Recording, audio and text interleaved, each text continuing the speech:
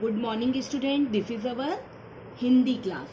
Now today we start chapter number 14 पर्यायवाची शब्द. Okay, एक तो पहले हमने कल क्या पढ़ा था? कल हम विलोम शब्द पढ़े थे. विलोम शब्द का मतलब होता है उल्टा, शब्द का उल्टा अर्थ देने वाला. और पर्यायवाची क्या होते हैं? जो शब्द का एक सा अर्थ होता है, उन शब्दों के और अर्थ भी निकलते हैं, उन्हें कहते हैं पर्यायवाची. देखिए, समान अर्थ देने वाले शब्द पर्यायवाची शब्द कहलाते हैं. पर्यायवाची शब्दों को समानार्थी शब्द भी कहते हैं. जैसे अगर हम आंखें हैं, आंखें बोला किसी बच्चे ने और किसी ने नेत्र बोल दिया, दोनों का अर्थ क्या है? दोनों का अर्थ आंख ही है. जैसे आंखें, आंखें का एक शब्द और क्या होता है? नेत्र भी होता है, नयन भी होता है, चक्षु भी होता है. तो अगर आपने नेत्र बोला तो भी आंखें मानेंगे, नयन बोलेंगे तो भी आंखें मानेंगे. तो अगर वो जिनका एक सा अर्थ निकलता है उन्हें हम क्या कहते हैं? समानार्थी पर्यायवाची शब्द कहते हैं. जैसे माता, माता होती है, उसे जननी भी कह देते हैं, उसे अम्बा भी कहते हैं, उसे रानी भी कहते हैं. ओके, फिर है समीर, ठंडी समीर. ठंडी समीर माने ठंडी हवा. तो उसका एक अर्थ आप हवा सुहानी भी कह सकते हैं. अब ये है पेड़. तो पेड़ को क्या? पेड़ तो कहते ही हैं, उसे वृक्ष भी कहते हैं और तरुवर भी कहते हैं. फिर है रात. रात को रजनी भी कहते हैं, निशा भी कहते हैं. इस तरीके से आपने समझा, जिनके एक से ज्यादा अर्थ होते हैं वो कैसे शब्द कहलाते हैं? पर्यायवाची शब्द कहलाते हैं. अब आपको यहाँ ये बहुत सारे कुछ शब्द दिए हुए हैं किताब में. जैसे आकाश, आकाश को गगन, नभ, आग, अनल, अग्नि.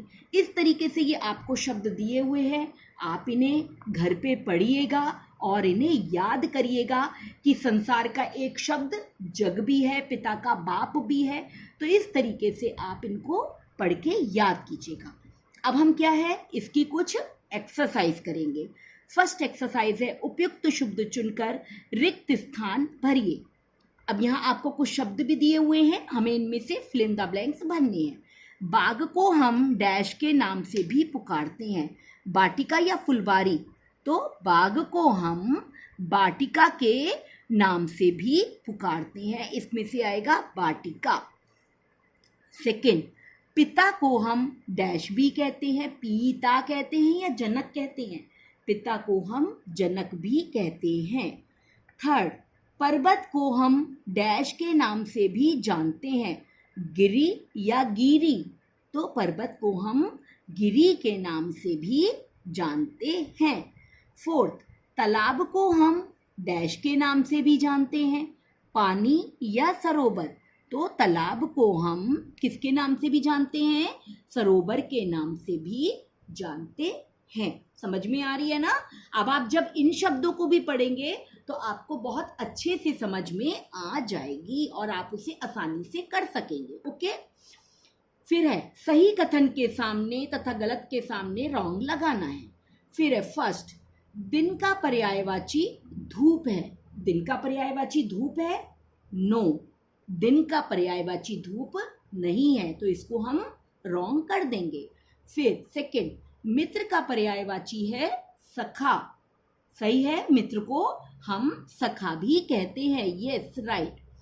पत्थर का पर्यायवाची है पहाड़. पत्थर का पर्यायवाची पहाड़ भी है? नो, पत्थर का पहाड़ क्या है? उसे प्रस्तर कहते हैं या पाषाण कहते हैं, इसलिए ये भी रॉन्ग है. संसार को जगत भी कहते हैं. ये संसार को हम जगत भी कहते हैं. राइट.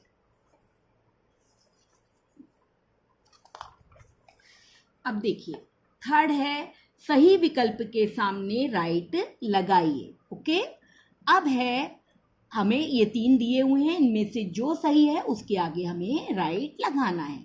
आकाश का पर्यायवाची है बिटप, वसन या नभ.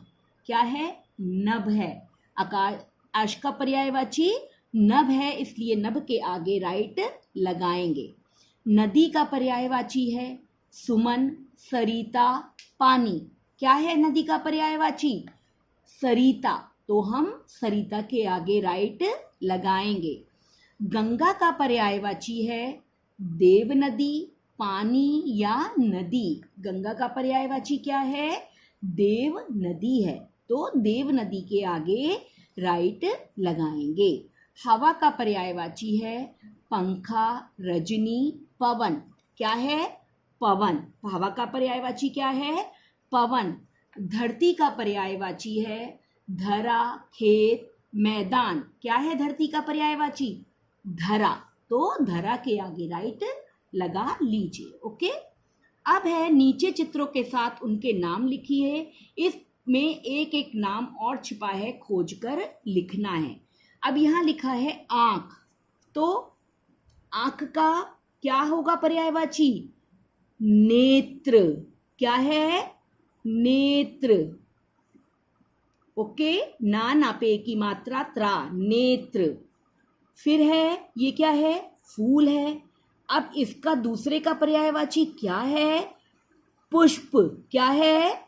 पुष्प। पा पे छोटे ऊ की मात्रा आधा शा, पा, पुष्प। फिर है हाथी। हाथी का क्या है? गजेंद्र। गा जा पे एक की मात्रा आधा ना, दा पे रा, गजेंद्र। कलश को क्या है दूसरा उसका नाम?